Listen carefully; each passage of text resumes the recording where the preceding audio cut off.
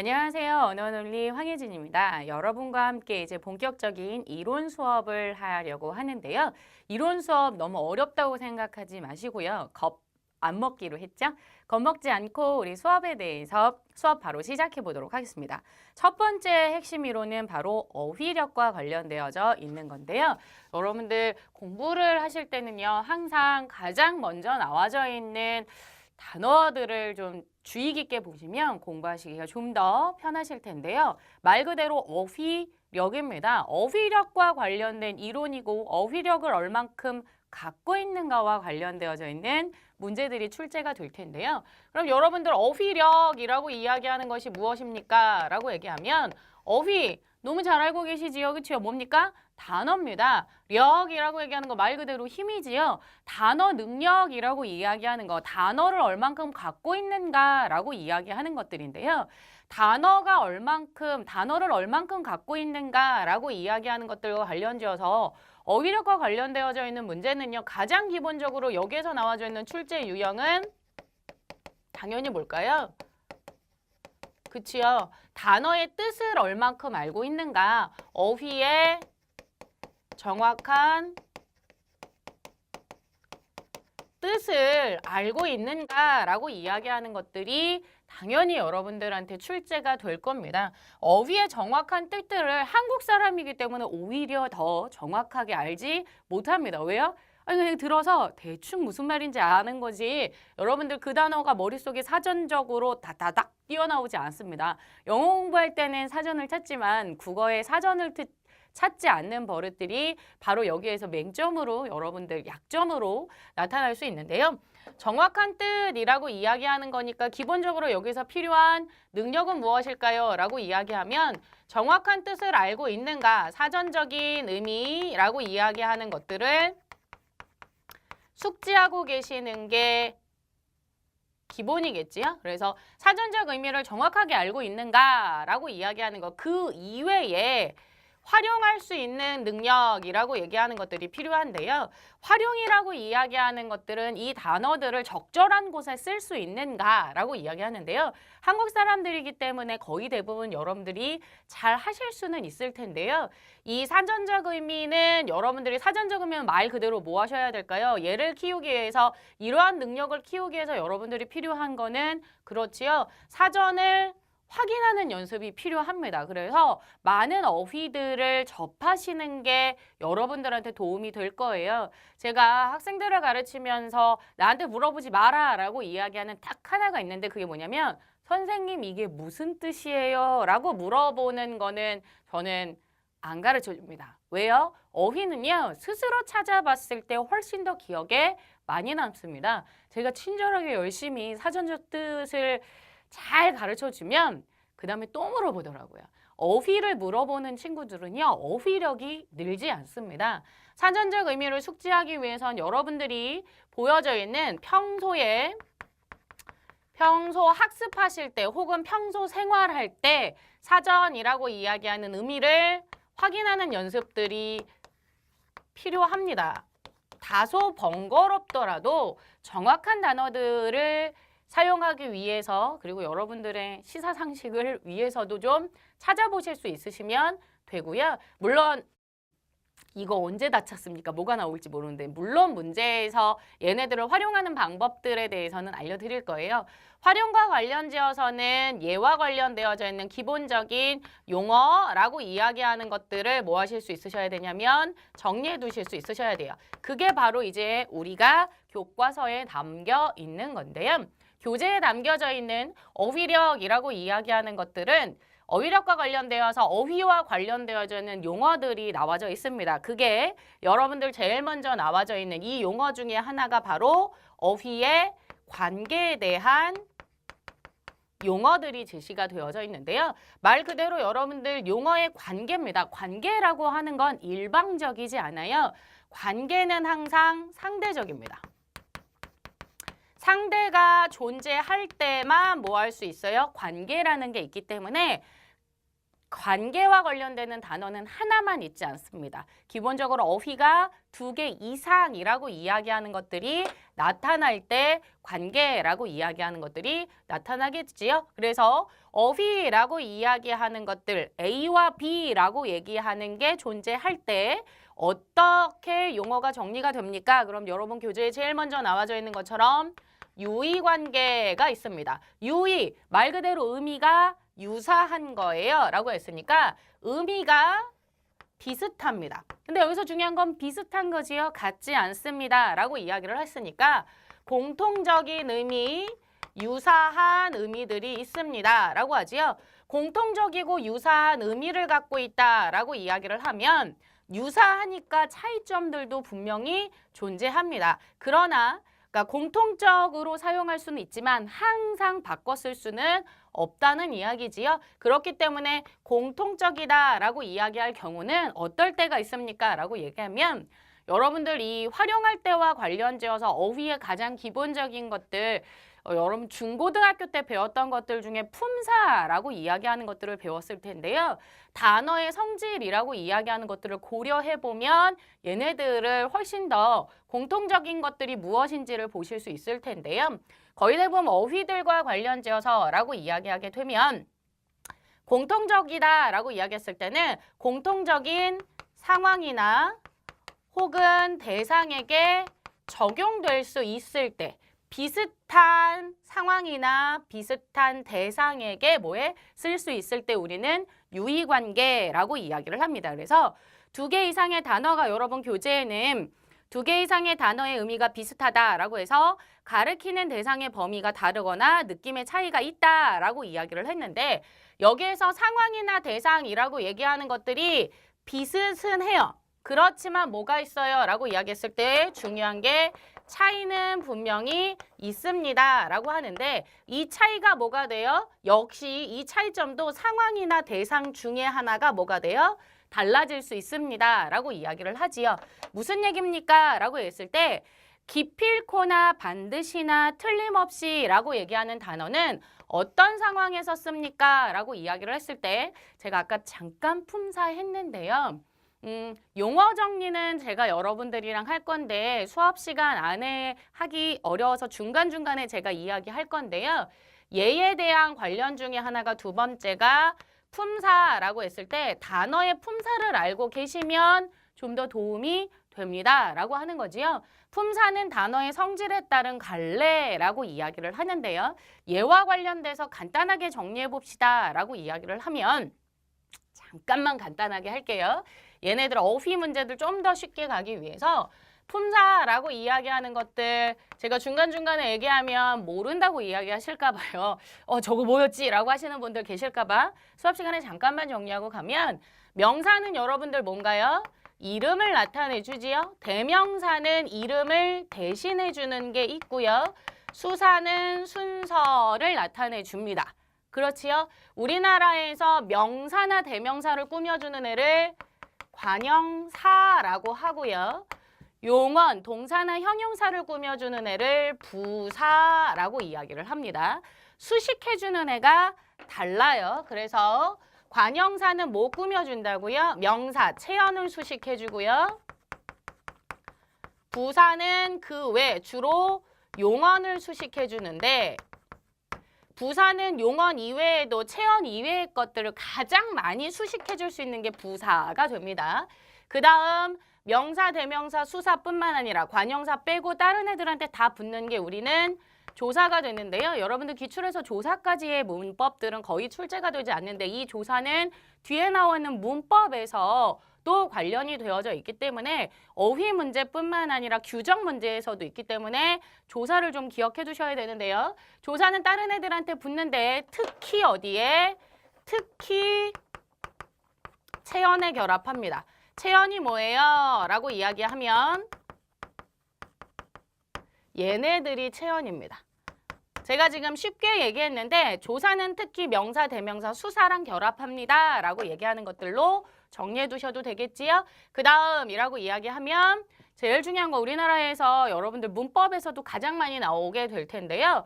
동작이나 움직임을 나타내주는 애를 동사라고 이야기를 하고요. 그 다음 성질이나 상태를 나타내는 애를 형용사라고 합니다.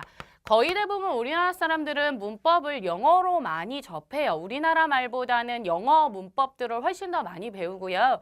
모국어이기 때문에 국어는 문법으로 배우는 게 아니라 그냥 생활 속에서 습득하게 되는데요. 그러다 보니까 약간 문법 문제들이 혼동이 되는데 영어에서 명사를 꾸며주는 건 형용사입니다. 그러나 우리나라에서 명사를 꾸며주는 건 관형사고요. 형용사는 성질이나 상태를 나타내 주는데 동사나 형용사라고 얘기하는 애들은 품사를 꼭 기억해 두실 수 있으셔야 합니다. 왜요? 얘네들이 바로 용언입니다. 얘가 용언인데요. 동사 형용사는 문장이라고 이야기하는 거에서 무슨 기능을 하냐면 서술어의 기능을 합니다. 문장 속에서 서술어의 기능을 해요. 그리고 뭐예요? 형태들이 바뀝니다. 얘네들과 관련져서 동사 형용사는 어간 플러스 어미라고 하는 걸로 구성이 되어져 있는데요. 뒤에 문법에서 나올 텐데 어간이라는 단어 나오면 무조건 얘네들은 뭐예요? 동사 형용사라는 이야기입니다. 우리나라의 동사 형용사만 똑바로 알면 그러면 어휘부터 문법까지 한 번에 손쉽게 정리할 수가 있습니다. 왜요? 조금 이따 얘기하고 마지막으로 품사 마무리하면 혼자 쓰이고 감정을 드러내주는 애들을 감탄사라고 이야기합니다. 감탄사는 여러분 문제에 거의 출제가 되지 않을 텐데요. 이러한 품사라고 얘기하는 것들을 보면 얘네들은 문장에서의 기능들과도 관련이 되어져 있습니다. 그래서 라고 이야기하는 것들을 보면 제가 아까 여기에서 용어의 관계라고 이야기했을 때 유의관계는 상황이나 대상이 뭐예요? 공통적이거나 차이점이 있다라고 이야기했는데 상황 같은 경우가 무엇입니까? 지금 우리가 기필코 반드시 틀림없이라고 얘기하는 단어는요, 여러분. 품사가 뭡니까? 그럼 부사입니다. 부사라고 이야기하는 거에 또 기능은 무엇입니까? 라고 얘기하면 아까 이야기했어요. 조금 전에 뭐라 그랬지요? 부사는 그렇지. 서술어라고 이야기하는 용언을 꾸며줍니다. 용언을 꾸며주니까 기필코 반드시 틀림없이의 공통점은 서술어가 모두 다 뭐라는 거예요? 긍정문이라고 이야기하는 것들에 사용된다는 거예요. 그래서 긍정서술어에 사용이 됩니다. 라고 얘기하는 게 기필코 반드시 틀림없이의 공통점이에요. 대상, 호응하는 대상이 모두 다 긍정문이다 라고 하는 건 공통점인데 정확한 의미라고 이야기하는 것들을 보면 기필코라고 이야기하는 것들은 어느 상황에 씁니까? 라고 이야기를 했을 때 호응하는 대상은 긍정문이지만 언제 써요? 내가 무언가를 하겠다. 주어가 누구일 때? 나일 때 라고 이야기하는 거지요. 기필코 이길 거야. 기필코 합격할 거야. 누가? 내가. 대상이 주어가 나일 때, 문장 속의 주어가 나일 때 기필코라고 얘기하는 거고요. 반드시는 꼭 주어가 내가 아니어도 상관없어요. 그치요? 틀림없이라고 이야기하는 것들은 언제 쓰지요? 확신할 때라고 이야기를 하는 거지요. 틀림없이 그럴 거야. 얘는 확신인데 정확하지 않은 것, 추측할 때입니다. 상황의 차이점들이 드러나 있어요.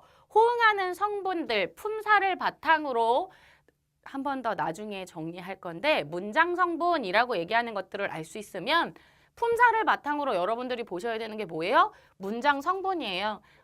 그냥 정리 오늘 다 할까요? 네, 품사라고 이야기하는 것들과 관련지어서 보면 명사, 대명사, 수사라고 이야기하는 건 문장에서의 주성분의 기능들을 합니다. 모든 성분들이 다 될 수 있어요. 얘는 주어도 되고 목적어도 되고 다 됩니다.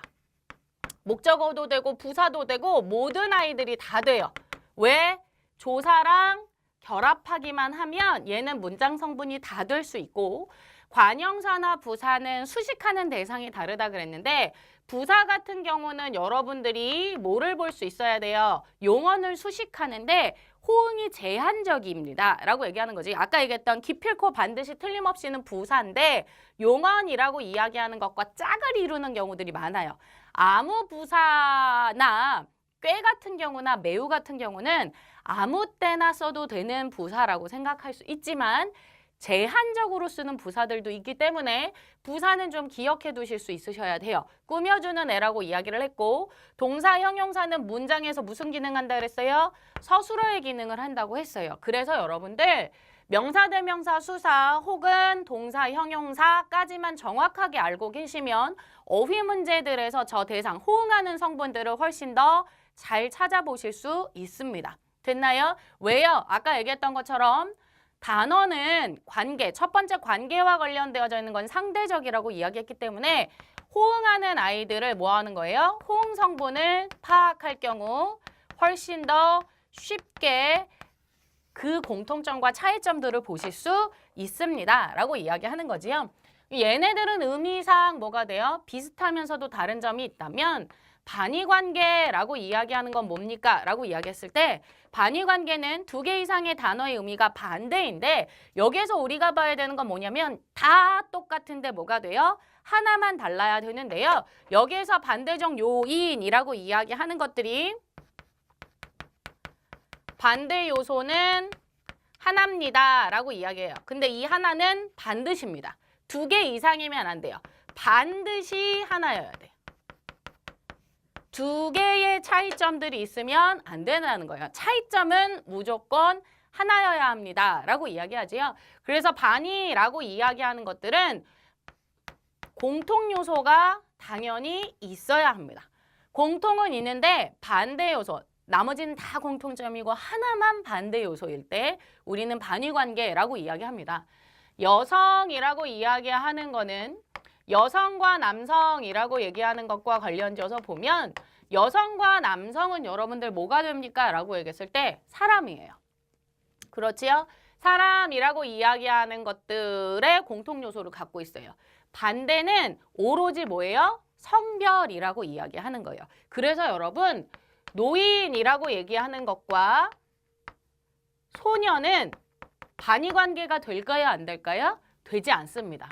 왜요? 노인과 소녀라고 이야기하는 거는 두 개의 뭐예요? 반대 요소가 있지요. 노인은 늙었어요. 맞아요? 늙었습니다. 근데 여기는 성별이 있어요? 없어요? 없어요. 근데 소녀는 젊다라고 얘기하는 의미상 차이가 있는데 하나 더 뭐가 있어요? 성별이라고 얘기하는 것들이 다르지요. 여기는 성별이 없어요. 여성 노인도 있고, 그렇죠? 남성 노인도 있을 수 있어요. 근데 소녀는 성이라고 얘기하는 특징적 요인을 또 갖고 있기 때문에 얘네들은 반의관계가 되지 못합니다. 그래서 우리는 항상 얘네들을 보게 될 때 반대적 요소가 딱 하나만 차이인가 라고 얘기하는 것들을 보실 수 있으셔야 하고요. 반의관계 같은 경우는 여러 가지의 의미들을 지닐 수 있게 되는데요.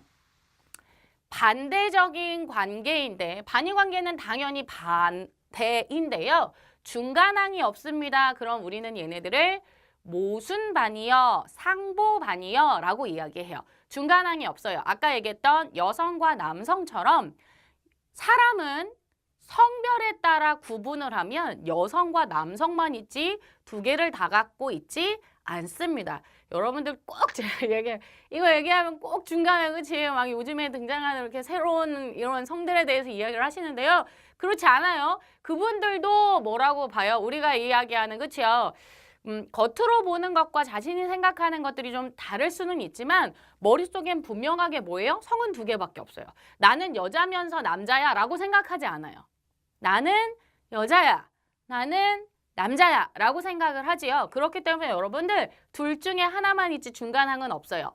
죽고 사는 것도 마찬가지요. 죽었니? 살았니지 죽지도 살지도 않은 건 없어요. 물론 감성적으로는 있을 수 있지만 논리적으로는 양립할 수 없는 관계예요. 얘네들을 뭐라고 한다고요? 상보반의어 라고 이야기를 합니다. 되셨어요? 상보반의어 라고 이야기하는 것들이 또 있다면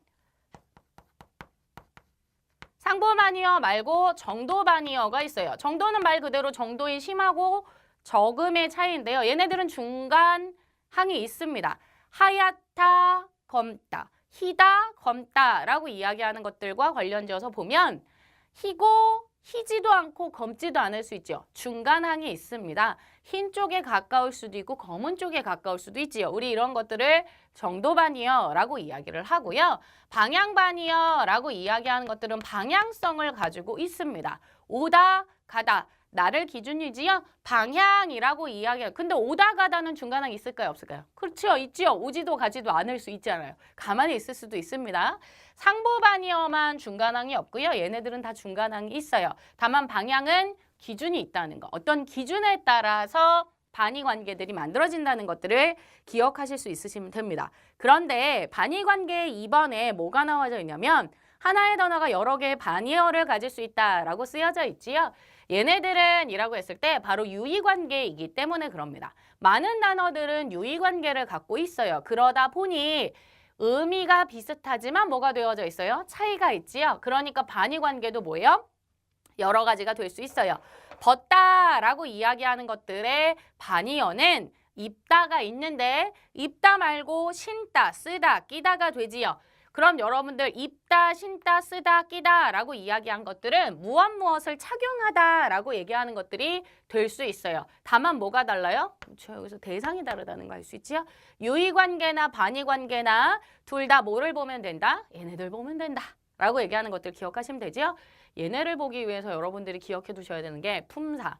품사의 문장 속 기능. 얘네들을 여러분들이 충분히 숙지하고 있는지를 한번 점검해 보세요. 내가 문장 성분들을 잘 찾고 있는가를 보면 뒤에 나오게 되는 문법들, 어휘뿐만 아니라 문법들도 아주 쉽게 공부하실 수 있을 겁니다. 됐나요? 상하관계라고 이야기하는 거는 두 개의 대상이 말 그대로 뭐가 되는 거예요? 상과 하지요. 상하라고 이야기하는 관계에서 여러분들이 이제 원하시는 시험에 합격하시고 나면 상하 관계가 분명한 조직에 들어가시게 될 텐데요. 어휘에서 상하 관계는 조금 다르다고 봐야겠죠? 위, 아래가 구분되어져 있는데 여기에서는 얘네들은 다른 말로 포함 관계라고 보면 돼요. 그래서 상위어가 하위어를 포함만 할 수 있으면 돼요. 여러분들 포함하려면 커야 될까요? 좁아야 될까요? 그렇죠? 뭔가를 끊어 안으려면 넓어야겠지요? 그래서 상위어일수록 뭐가 돼요? 추상적이고 포괄적이고 일반적입니다. 그런데 포함 관계는 하나만 기억하시면 돼요. 상대적입니다. 그렇기 때문에 상대적이니까 반드시 뭐를 볼 수 있어야 돼요? 상대 단어라고 이야기하는 것들을 보실 수 있으셔야 돼요. 무슨 얘기예요? 라고 이야기를 하면 과일이라고 이야기하는 것과 사과는 얘가 더 큽니다. 그치요? 그런데 음식이라고 얘기하는 것과 비교하면 음식이 얘보다 더 크지요. 맞아요? 과일은 비교 대상이 누구냐에 따라서 상위어가 될 수도 있고 하위어가 될 수도 있다는 거 기억해 두시면 어렵지 않게 보실 수 있을 거고요. 그 다음에 다의관계라고 얘기하는 것들이 드러나 있는데 다의관계가 무엇입니까? 라고 하면 말 그대로 의미가 여러 개인 거예요. 근데 다의관계는 두 개만 기억하시면 돼요. 중심 의미와 주변적 의미라고 얘기하는데 주변 의미에는 중심 의미가 뭐가 되어 있어요? 담겨 있어요. 아주 조금 살아있습니다. 그래서 주변적 의미를 볼 때 이 단어가 중심 의미와 관련이 되어져 있어? 라고 하는 것만 보시면 돼요. 중심 의미를 정확하게 알아두실 수 있으면 다의관계인지 아닌지를 보실 수 있으시면 되지요. 중심 의미가 뭐예요? 사전에 나와져 있는 게 중심 의미. 사전에 제일 먼저 나와져 있는 게 중심 의미지요. 손 그럼 뭐예요? 신체가 중심 의미입니다. 손이 크다라고 했을 때 중심 의미면 신체의 일부라고 얘기하는 이 부분이 크다라고 얘기하는 거지만 주변 의미 손이 크다, 씀씀이가 크다라는 이야기죠. 손으로 퍼서 주잖아요. 그렇죠? 손으로 집어주잖아요. 그러니까 손이 크면 더 많이 뭐 할 수 있어요? 집을 수 있겠지요. 이처럼 얘네들의 관계가 뭐가 있다? 연관이 있다. 그러면 다의관계라면 두 개의 단어가 음은 같아요. 음은 같은데 뜻이 달라요 라고 이야기를 하면 동음이어 관계라고 이야기합니다. 얘네들은 두 단어상의 유사점이라고 했을 때 의미의 연관성이 없습니다. 얘네들은 있다면 얘네들은 없어요. 얘도 역시 뭐만 알면 될까요? 중심 의미와 관련지어서 의미가 서로 관련이 있느냐 없느냐라고 이야기하는 것들을 살펴서 보실 수 있으시면 되겠지요. 됐나요? 그래서 중심 의미, 사전적 의미라고 이야기하는 것들이 중요하다라고 하는 것들을 보시면 돼요.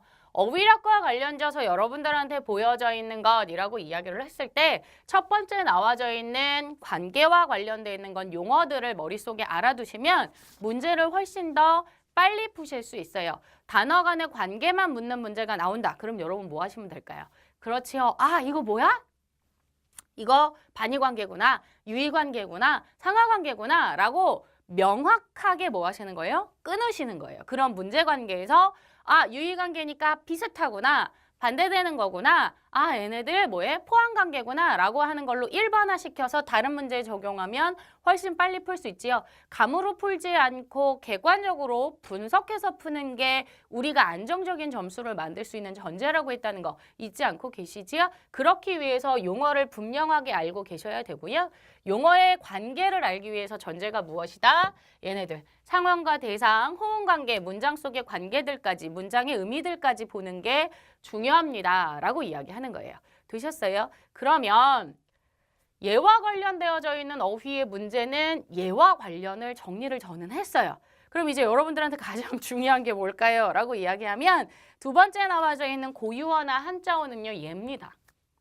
사전적 의미를 숙지하시는 거기 때문에요. 뭐를 하실 수 있으셔야 돼요? 반복적으로 보시는 게 중요한데요. 근데 사전적 의미를 숙지할 때 여러분들한테 당부해드리고 싶은 게 있어요. 이거는 전적으로 여러분들의 노력이 필요한데요. 사전적 의미를 통으로 외우지 말고 사전도 항상 뭐가 드러나 있냐면 이 단어가 사용될 수 있는 대상이나 상황을 뭐 하시는 거예요? 반드시 고려해 두실 수 있으셔야 합니다. 무슨 얘기예요? 라고 이야기를 하면 여러분들 고유어의 빈출 예시라고 얘기하는 것들이 보여졌는데 물론 어휘의 종류와 관련되어져서 제시가 되어져 있어요. 이 용어와 관련돼서 관계라면 두 번째라고 이야기하는 것들은 이제 사전적 의미에서 드러나 있는데 용어와 관련되어서는 두 번째라고 이야기하는 게 어휘의 종류라고 볼 수 있는데 그래서 여러분들한테 나와져 있는 게 첫 번째라고 이야기하는 게 고유어고 우리나라의 언어 종류는 고유어, 한자어, 그 다음 외래어라고 얘기하는 걸로 나눌 수가 있습니다. 한자어는 아주 독특한 지위를 갖고 있어요. 왜요? 우리나라가 문자가 없을 때부터 한자를 계속 수입해서 썼기 때문에 우리나라의 제2의 언어가 한자죠. 그렇죠? 공부하다 보면 한자가 점점 많아지죠. 그렇죠? 여러분들 학교에서 공부하시면 어떠신가요? 전공서적 읽으시면 물론 서양에서 넘어온 학문 같은 경우는 좀 덜 할 수 있겠지만 한자어, 전공서적에 한자어 되게 많죠. 한자어일수록 추상적이고 포괄적인 의미들이 훨씬 더 많고요. 그리고 더 분석적인 단어들도 많기 때문에 한자어가 전공서적에 쓰여져 있는 경우들이 훨씬 더 많거든요. 그래서 여러분들 한자어 공부하느라고 머리가 터지실 텐데요. 이거 해야 됩니다. 고유어, 한자어, 외래어. 외래어는 외국에서 들어왔는데 대체어가 없는 게 외래어가 되지요. 언어의 종류는 얘인데 종류를 묻는 경우에 문제도 출제될 수 있어요. 다음 중 언어의 종류가 다른 것 그럼 얘네 세 개 구분하라는 건데 외래어는 너무 쉬울 테니까 이 두 개가 나올 수 있겠지요. 말 그대로 평소의 의미와 얘가 지금 고유어인지 한자어인지라고 얘기하는 것들을 살펴볼 수 있어야 되는데요. 둘 다 볼 때, 둘 다 사전적 의미를 볼 때 대상과 상황을 고려하시는 거예요. 예를 들어서 보면 빈출 예시의 첫 번째 가멸다라는 단어를 그냥 통으로 외우는 게 아니라 가멸다 사전을 보시면 뭐가 나와 있어요? 재산이 많고 살림이 넉넉하다. 대상이 뭘까요? 그렇지요. 많고 넉넉해. 뭐가? 재산과 살림. 간단하게 정리하면 가멸다는 돈 많다는 얘기구나. 대상이 뭐예요? 재산. 돈이구나. 살림도 뭐예요? 돈이구나. 가멸다는 언제 쓰는 거예요? 돈이랑 관련되어져 있구나 라고 하는 걸로 뭐 하시는 거예요? 한 번 더 정리하시는 거예요. 되셨어요? 그래서 라고 했을 때 그 외의 단어들은 뭐 하실 수 있으시면 돼요? 살펴서 보실 수 있으시면 됩니다. 하나, 둘, 셋, 넷, 다섯, 여섯, 일곱 번째 곰살굿다 같은 경우도 마찬가지지요. 곰살궂다라고 이야기하면 부드럽고 친절하다라고 하는 뜻만 보다가 틀리실 수도 있으니까 태도나 성질이라고 이야기를 하는 거지요. 그래서 곰살궂다. 쟤 왜 이렇게 곰살궂니? 라고 이야기하면 욕 같은데 욕이 아니라 실은 어떻다는 거예요?